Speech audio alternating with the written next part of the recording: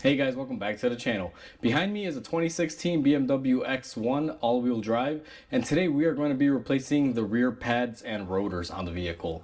Before we go ahead and begin, guys, if you guys haven't subscribed to the channel, hit the subscribe button down below and definitely smash that like button because it helps the channel out. And with that said, let's go ahead and do the rear pads and rotors on this thing. Before we go ahead and begin this job, guys, I want to clarify something. Before you go ahead and work on this vehicle, if it has the electronic parking brake, whether it's your vehicle or the vehicle that you're working on, you want to make sure you have a scanner that can set the parking brake into service mode. Otherwise, you're not going to be able to retract the pistons in and you're not going to be able to do the brake job. So make sure that you have a way to retract those rear parking brake pawls in. Now I'm using the Autel on mine. I've already hooked it up and set it on there. Every scan tool is going to be different, so I'm not really going to show that process. Just make sure you put it into service mode before you begin. So we've already done that. Now I'm going to take you guys to the back and we're going to get started. So we went ahead and we took our wheel off and we have our brakes ready. Where I always like to begin on these, because it always seems to be the challenge, is there's going to be this rotor holder screw. I just like to get this out of the way. On our vehicle, it's a size 6 Allen key or Allen head. Now these can be pretty rotted up, so you gotta push it in there, and we're gonna go ahead and tap it on there. I find that this impact tool really works on these. Just usually putting a ratchet on there is not going to be able to do the trick. So the way this tool works is you put it on there, you're going to strike it with a hammer and it'll take it off. And as you guys saw right there, it was able to break it loose, and then you just spin it off like a screwdriver. And that is our retaining bolt. Sometimes they get seized in there because you guys see the collar on there and the spacing in between the rotor. It's pretty tight, so that can be what's seizing it in there.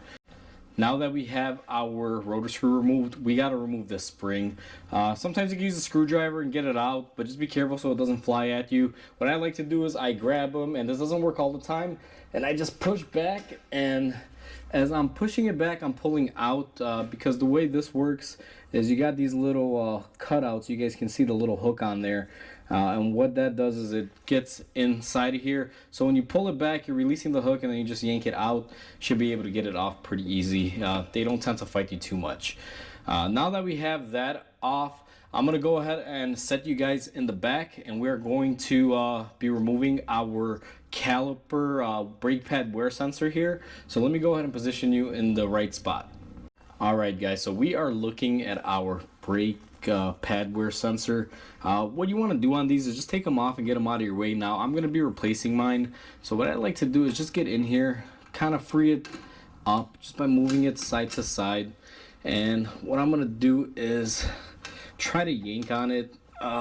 Basically it should come off just like that. Now if you aren't replacing it, if yours is in good shape, you would just leave it alone. However, I'm going to replace it because you know, it just makes sense. I don't want to take a risk on this thing going bad, even though the customer hasn't ground it down. He's doing his rear brakes as a precautionary. We just did the front brakes on this thing as well, so he just wants to get them all serviced because these only have a few thousand miles left on them from what it looks like. And they're wearing unevenly. The outboard pad is wearing more than the inboard, so I'm assuming something is seized up in here. Now that we got this free, on your bleeder nipple here, you're just gonna pull back the little dust cover. Let's see if I can get this off here. I may have to use my knife, so we're just going to peel it back just like so. And then we're going to go ahead and completely just move our sensor out of the way. We're going to be dealing with that sensor in a little bit here to replace it. I just wanted to free it up and get it out of the way so we can go ahead and remove our caliper. Now I have you guys positioned behind the caliper, and you will see we have some dust caps on here. You want to take those out, and then you will gain access to your pins, and you are going to be able to go ahead and take your caliper off. Now these are just little boots. They go on there. They help keep water, dirt, and debris out. It's pretty standard stuff. Nothing really special. Now these are going to be a Allen head as well. These particular ones are a 7mm. So you're going to want to take your Allen head. Now I'm going to go ahead and use my Milwaukee gun on here because it just makes it so much easier to remove them. We're going to line it up first, push it in all the way, and go ahead and take it off. Let's do the same thing on the bottom. Again, lining them up and pushing them in all the way is the best method. So we got it lined up, and we're going to go ahead and pull it out just like that. Now what we're also going to do is go ahead and take our brake pins out. This is what they look like. These are not really greased up or anything. European cars use a very different style, and I'll show you what we do with these later on in the video, but for right now we're just going to go ahead and set them to the side. The next step that we are going to do is take our flathead screwdriver. Now you should have set your parking brake and disengaged it, guys, with your electronic scanner, because you got to put these in service mode. You can see here's the electric motor. You got to have a scan tool to do it. That's how I always do it on these. So if you don't have a scanner, you're gonna be in a really rough situation. If you made it this far, I would probably say you know, just hold off until you can get it. But either way, we've already set ours into service mode. I'm going to take my flathead screwdriver. We're going to be putting it in here, and we're going to be creating some room and pushing the piston back.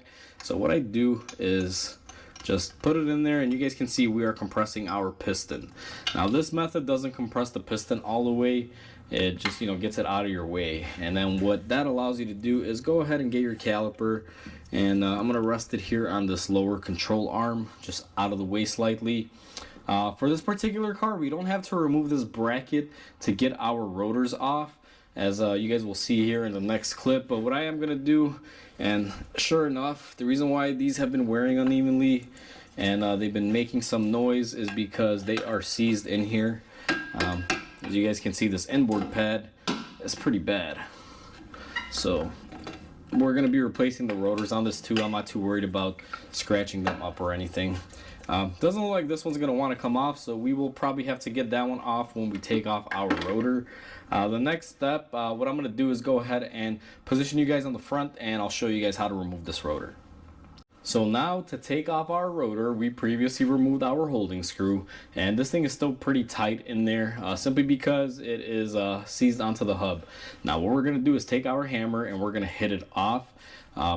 You want to do this one of two ways. If you're saving the rotor for whatever reason, you got to just get it off to do some other service, you're going to want to hit it on this head area.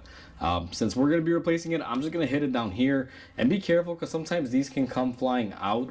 One thing that I would recommend here, just to save the day, is just take a wheel lug nut or lug stud, whatever you prefer to call them, put it on one of them, and then we're going to go ahead and hit it with our hammer. And it definitely loosened it up. You guys saw that. We're going to take our lug nut off and just get that out of the way because it is no longer needed, served its purpose. And look at how easy it is to get these off without removing the bracket. All you're going to do is grab your rotor and you get it in the right position and it comes off. It's just that easy. Now the reason why you don't want to remove your caliper bracket on these, the socket that you would need on the backside is a internal Torx. If you're just doing pads and rotors and you can get the rotor and everything off this way, guys, do it this way. Don't touch the bracket. It's just less stress and it's a lot easier. Now we have access to our brake pad that we left in there. We're gonna go ahead and unwedge that, and you guys can see it's been stuck in there. We got some line grooving and stuff. Again, these weren't really low, but they were wearing unevenly and they were making some noise. And since the gentleman is in here for the front brakes, he just said, I don't want to go back and forth, just do them all and get it done. So that's why we're replacing these, but they still had a little bit of life in them. The next step that we're going to do is go ahead and clean off our hub assembly here. You want to get that nice and cleaned up, and my tool of choice is just going to be my angle die grinder. I'm going to come in here with my finishing disc and just go ahead and clean it up. Now I'm going to go ahead and do that, and I'll bring you guys back once it's done. Now that we've cleaned our hub, you guys can see it's nice and shiny. What we're going to need to do is clean our caliper bracket. Since we're not taking this off, our knuckle assembly is holding it in nice and perfectly. I like to use a different variety to clean up these tangs in here. I'm going to be using my wire brush and my angle die grinder tool that you saw, and a file, and I'm just going to get in here and I'm going to be cleaning off my areas like so. You want to make sure these are free and clear of any metal, rust, or anything, and the caliper, the brake pad should slide in and out fairly easily, so we're going to clean up these tang areas.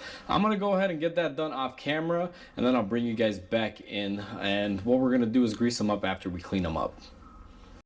So I was trying to record this with the grease, guys, and I forgot to hit the record button. But what I did was I took my brake grease and I went ahead and I lubed up all of my contact points on the inboard and outboard pads. You guys can see here, we got grease all where our pad contact surface areas are. You don't want to go too crazy with the grease. Be putting a good amount is the best thing that I could say, but don't overdo it. You don't want to get any grease in between here and get all that stuff on your new rotor, because it'll get all over your pads and you're going to wind up destroying your brake pads. They'll never be right again. So now that we got those greased up and you guys see how they're supposed to be greased up, we're going to go ahead and service our caliper. What I'm going to do is go ahead and turn the camera here, and it's going to be quite simple since we already put the parking brake in service mode. I'm going to take my caliper depressor, and what we're going to do is set it on here. And this tool is amazing. If you do this every day, it's a must. It just makes it that easy. Now, we pushed most of it back with our flathead, so there's not going to be a whole lot on there. What we're going to do now is take the same grease and we are going to grease up our caliper. Now, you don't really have to do this step.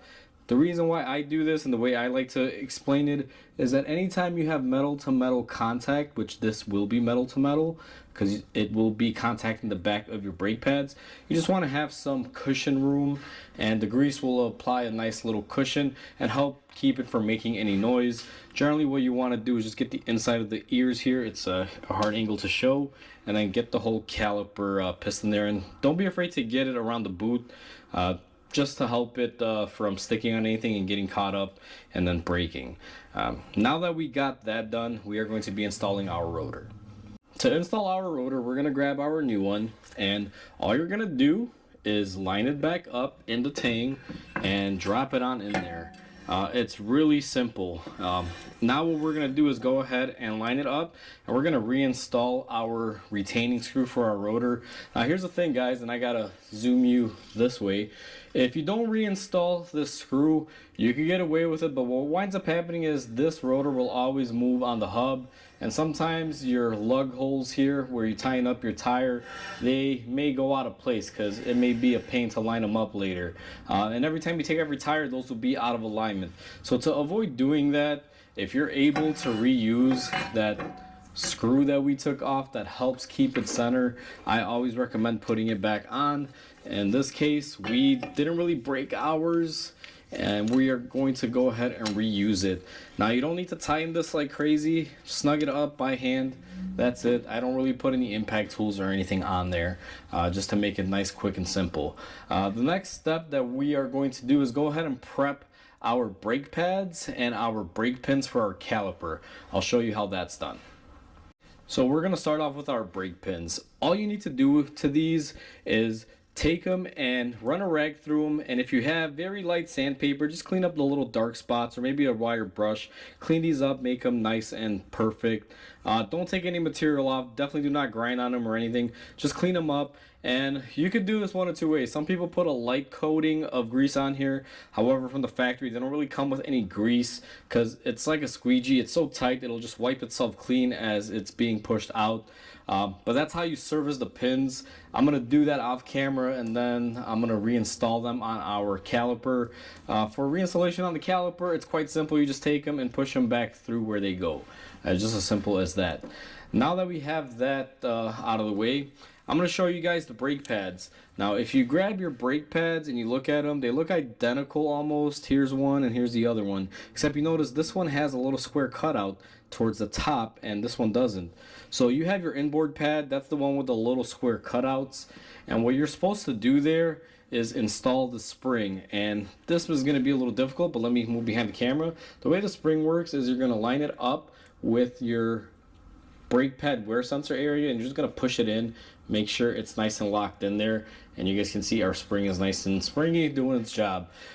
Now that we have everything ready, and I just show you guys the rear pads and everything, your brake pads should go on very easily. All you should be able to do with these guys is just slide them in, and they should be nice and free moving like these are. If they don't move freely, you didn't clean your caliper bracket right, and you need to go back in there and clean them up and re-grease them. Make sure not to get any grease on your rotor. It's very, very important that you clean up the areas right, or your brake pads will wear unevenly and you'll have issues down the line.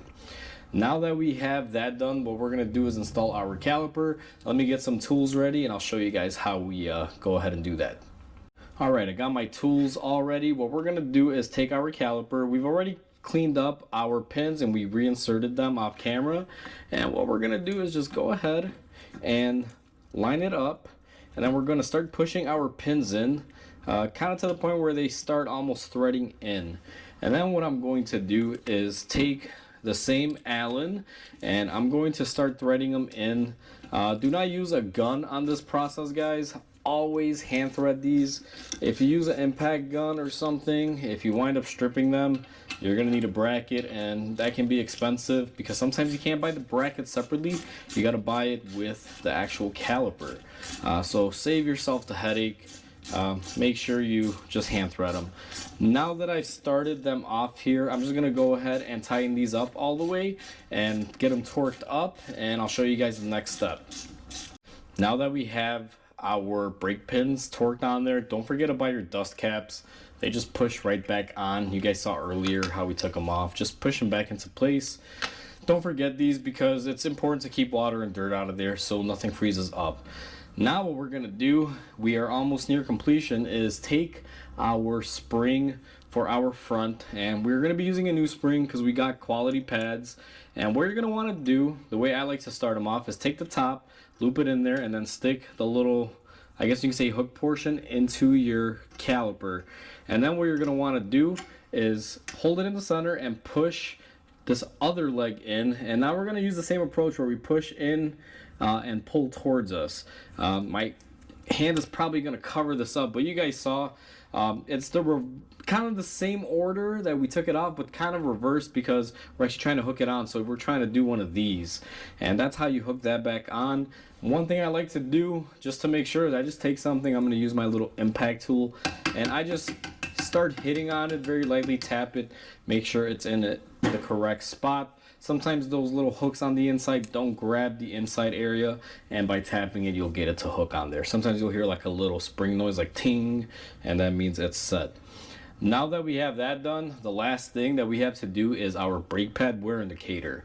Let me show you guys how we do that back here. Now that I got my new sensor, what I'm going to do is start off with my connector. So we are going to take our new connector and go ahead and reconnect it to the car side, just like that. And what you're going to want to do now is go ahead and push this back in and lock it. Now these can be a little difficult, but you just lock it into place like that to give you guys a little bit of an idea. See how it stays in that little holder. Make sure you clip it in there correctly. And what we're gonna do next, and I need to move the light again, is go ahead and fish it through on the other side and connect it to our little plastic holder. It doesn't take a whole lot, just make sure you clip it in. Now that we have that one done, we gotta move back around here. It's a little runaround game here with the camera. Just because the way they route these, it's pretty fun, especially if you're filming it. So now that we have that, we're gonna take our next holder and push it in on our bracket. And it looks like this side came off there, so there you go. Everything is clipped in. Now we are going to take it and loop it, and I'm sorry if you guys are out of frame there. Let me pull you a little down and let me get the lighting on here perfectly. What we're gonna do is take our bleeder screw here, or bleeder protector, the nipple cover here for the bleeder screw, and loop it over so it holds our wire. You guys will notice it has like a little cutout that holds it in there. And now comes the fun part. I'm gonna have to reposition you guys once more here and try to get the best lighting in there. Now if you look at this sensor, there's two sides to it. The side that has the little nub sticking out, it kind of looks like a finger. I don't know how well the camera's picking it up. That's gonna go inward facing the rotor, and the side with the metal spring is gonna be facing towards the back. And what you're gonna want to do is go ahead and get it lined up with the cutout, and you want to be very careful here, and I got to use two fingers for this, but we're just gonna go ahead and push it in just like that. It should slide in fairly easy, and once you get it in there, just tug on it, make sure it's nice and tight and it's not loose and coming out, because this can come out the rotor could catch it, break it, and then you'll get your light on your dash saying you need to replace your brakes. So you want to make sure it's secured in there. Once you have that done, guys, all you got to do is put on the wheel, and the rear brakes are pretty much done on this BMW. Alright guys, so we are all set with our rear brake job. All we have to do is put the wheel on, get it torqued on there. Everything should be ready to go. One thing you want to do before you drive out a car after you just did the brakes, guys, is you want to make sure you pump up the pedal. And on this specific model, what you also want to do is make sure you activate the rear parking brake, because we had it deactivated to be able to service them. So set it out of service mode, put it into normal mode, and then you'll have to do that with a scanner. Every scanner is different. And then after I do that, I go in there, I pump it up, get it started, and then I should be able to drive. If you don't pump up your brake pedal before you go out to drive it, you'll find that your pedal is just going to sink to the floor, and you're going to have to pump it up really quick to stop, or somehow put it in neutral or park. So don't scare yourself and possibly run the risk of hitting the garage door if you're reversing or going forward and hitting whatever's in front of you. Make sure always pump your brakes before you go ahead and drive off. You want to build up that pressure from that piston, because you have to push it out so it can contact your brakes to work properly. So this video is pretty quick, simple, and easy, guys. Hopefully you guys enjoyed this video, and hopefully helps you out if you guys have one of these cars and you're doing brakes on it. You can apply this to a lot of BMWs. They all use similar designs. So hopefully you guys found it interesting. Please comment, like, and subscribe. It definitely helps the channel grow. Hope you guys have a wonderful day, and I will see you guys on the next video.